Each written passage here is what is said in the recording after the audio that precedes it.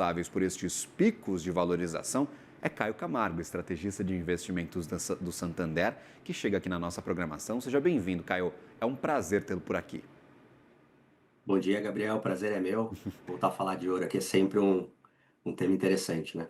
E aí, meu caro, a gente já teve uma conversa sobre o metal precioso, a commodity, algumas semanas atrás. Não me lembro exatamente quando conversávamos, mas também em um evento aí de máxima histórica para commodity, se eu não me engano, nos US$ 3.600 por onça. A gente já está nos 3.800. É um repeteco, os motivadores são os mesmos. O que aconteceu para o ouro ganhar tanto valor? E lembramos, a maior alta anual desde 1979 é muita coisa. É realmente bastante coisa, né? E desde 79 para cá que a gente não vê realmente uma alta tão expressiva, né? Se a gente olha o gráfico aqui, né, desde o início ali da década de 70, que a gente tem algumas cotações online, para até hoje a gente vê uma inclinação desses últimos 5, 6 anos aqui extremamente alta. E os fatores, na verdade, como você mesmo trouxe, Gabriel, não mudaram muito, né? O que mudou foi um pouco do sentimento, né? A questão dos juros mais baixos, né? Depois da decisão de política monetária do Federal Reserve, o Banco Central Americano, na semana passada, né? A questão do gráfico de pontos, né? Esperando um nível maior e até uma certa dissidência entre os membros do Banco Central por lá. Então, toda essa questão, né, de juros mais para baixo, dólar também, né? Você acabou de falar sobre o dólar real batendo 5,29, né? A gente teve agora há pouco o Henrique falando sobre o DXY também em patamares muito baixos. Então, todo esse arcabouço acaba jogando ainda mais o ouro para cima, acaba trazendo mais atratividade ainda para o ouro, como você bem trouxe, não só na pessoa física, mas também como institucionais e até bancos centrais ao redor do mundo. Já tivemos momentos anteriores, ô Caio, de juros baixos nos Estados Unidos, de dólar enfraquecido. E isso não se repetiu, ninguém correu para comprar ouro. O que está acontecendo que agora virou um dos ativos prediletos aí? Claro, já é há muito tempo reserva de valor, já é há muito tempo utilizado como um ativo seguro para conseguir manter poder econômico, mas por que agora, em 2024, 2025, que o ouro está ganhando tanto holofote? Essa é a pergunta, a melhor pergunta que pode ter, porque justamente, né, a gente sempre, juro baixo nos Estados Unidos é praticamente a constante, né? A gente está vivendo um patamar diferente, né? Fala-se de um juro americano sempre ali na casa de 2%, viu juro zero algum tempo atrás, mas realmente a gente, queda de juros mais baixos nos Estados Unidos é um padrão mais natural da economia americana, né? E o que tem mudado bastante, né? Principalmente a questão até um pouco do endividamento americano, que vem aumentando cada vez mais, se a gente fala, né, de um juros de 2% anual versus um de quase 5%, né, o montante da dívida aumenta. Então, uma preocupação com o fiscal americano, né, faz com que alguns países troquem um pouco as suas reservas de valor, que geralmente é na Treasury, que é o título mais líquido, né, dos Estados Unidos, título público americano, né, que é o título de 10 anos.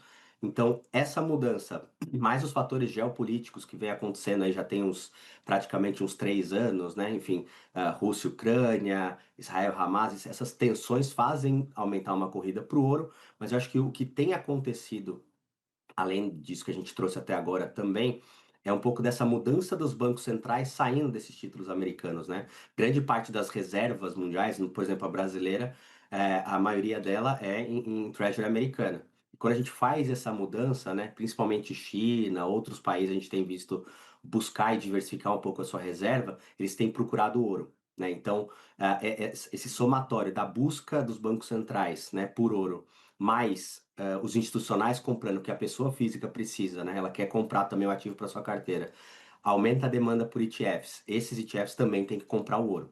Então a gente vê realmente uma mudança, né? A principal mudança de passado para hoje é exatamente essa, né? Até a Suíça recentemente falou também sobre uma mudança até na sua balança comercial, porque ela que no fim das contas acaba tendo uma maior quantidade de ouro guardada ali. Então, esse aumento de demanda mudou até um pouco a balança comercial da própria Suíça. Perfeito. E aí, por exemplo, eu acho interessante a gente falar novamente sobre eventuais exposições. Tem investidor que comprou lá atrás, não imaginava essa disparada, está feliz da vida, tem gente querendo entrar nessa barca.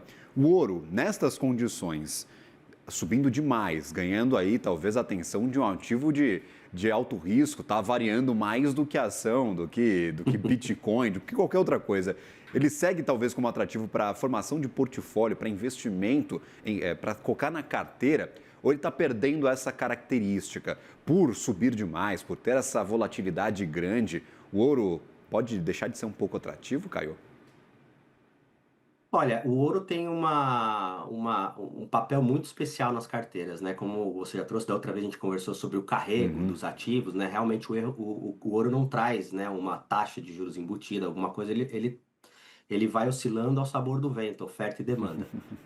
Então ele acaba tendo esse papel mais protetivo, sim, né? Por conta desse modelo, de quando, né, alguma coisa no mercado ela não vai tão bem, o ouro tende a atrair esse capital. Eh, Apesar de tudo, né, a gente ainda até vendo, né, casas de research especializadas na commodity, aqui fora do país também, falando em máximas históricas, né? O Deutsche Bank soltou um relatório recente, falando de $4.000 para o ano que vem. A gente vê casas falando 4.200. Então, assim, a perspectiva do mercado, inclusive a nossa, é de manutenção de ouro. Para você ter uma ideia, na nossa carteira hoje, a gente está indo com uma operação estruturada que a gente desenvolveu há pouco tempo, mês passado, na verdade, que tem um capital protegido ali, um mínimo garantido, mais uma alavancagem do ouro. Então, o mercado ele vai se adaptando aqui, trazendo até novas alternativas, né? Para aquele cliente que de repente está com receio do ouro cair, ele tem exposição, existem esses artifícios, esses produtos que conseguem garantir um capital mínimo, buscar uma alavancagem. Temos os fundos ETFs, que daí são os passivos que já ficam mais alocados na commodity por si só. A gente deu um call de ouro, se não me engano, foi em abril ou maio do ano passado, enquanto a gente estava em 2.700, né? E a gente vê um pouco, e foi bem interessante esse caso, porque a gente viu um pouco o temor dos clientes que não entendem muito, né? A gente tem uma Selic mais alta, pô, uma Selic é 15%, eu vou pro ouro, né? E ele subiu aí no último, até tô com as telas abertas aqui, vou pedir licença para olhar um pouquinho pro lado, Fica à vontade, por favor.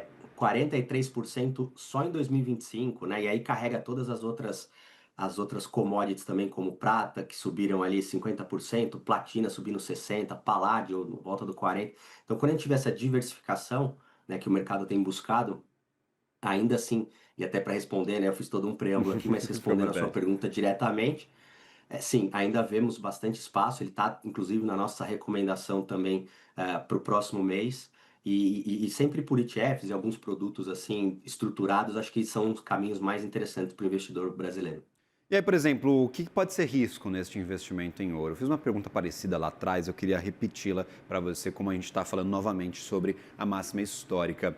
Tensão global, eventuais conflitos armados. A gente viu, por exemplo, a Rússia testando os limites da OTAN com algumas invasões de espaço aéreo recentemente na Polônia e em outros países ali do leste europeu. E eu queria entender, tensões globais podem ser riscos para o ouro ou geram mais atratividade para o ativo? Eventuais mudanças de rumo na economia dos Estados Unidos podem ser riscos para o ouro ou não? Tem gente falando em $4.000. O que pode ser pedra no caminho para que atinja estes $4.000, por favor? Não, boa pergunta. Realmente, tudo que você falou, na verdade, acaba trazendo até mais atratividade, né? Por conta dessa proteção que o ouro traz para as carteiras, né? É justamente, eu brinco que é aquele zagueirão que fica no seu time, que ele não faz muito gol, mas ele tá ali segurando. Né? E de vez em quando ele sobe e faz um gol, que é o que ele tem feito agora, né? Então, justamente acho que o grande ponto aqui é sempre ter o ouro na carteira. Né? Independente do que a gente está imaginando, 4.000, 5.000 e etc., né? Num eventual mercado de incerteza, né? Ele tem esse papel fundamental nas carteiras. Quais são os principais riscos? Eventualmente, essa questão geopolítica diminui bastante, a gente vê uma queda mais acentuada dos juros, né? A mudança aqui para ativos de risco, tá? Olhando aqui as bolsas, falar, puxa, agora realmente a gente está num patamar global aqui de crescente econômica, com inflação mais baixa, os juros tendem a ficar num patamar ali mais constante, que o investidor vá buscar a tomada de risco, aí sim, acho que o ouro pode sofrer. Mas quando eu falo pode sofrer, não é que a gente vai sair do ouro. Acho que isso que é de grande importância o investidor entender. Quando a gente fala de tirar um pouco a exposição, aumentar a exposição, a gente não está dando um cavalo de pau e saia do ouro e corra para a bolsa, né? Não é essa a ideia.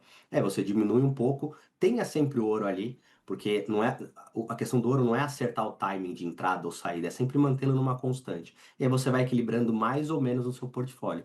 Basicamente, é essa que é a função de uma carteira bem diversificada, é justamente você defender os gols e também, na hora certa, avançar o time para fazer mais gols. Perfeito, vamos ver como é que fica essa partida de futebol nos próximos meses, uma das mais longas que a gente vai ver aí, acompanhar. Tem Copa do Mundo ano que vem, vamos ver, claro, vários outros eventos que podem afetar o mercado mundial e até aqui o brasileiro, já que vai ser ano de eleição, Copa do Mundo, tem pouca coisa funcionando aqui no Brasil no ano que vem. Caio Camargo, estrategista de investimentos do Santander, sempre bem-vindo à nossa programação, ainda mais para falar sobre um tema tão interessante que é essa disparada dos últimos 3 anos na cotação do ouro.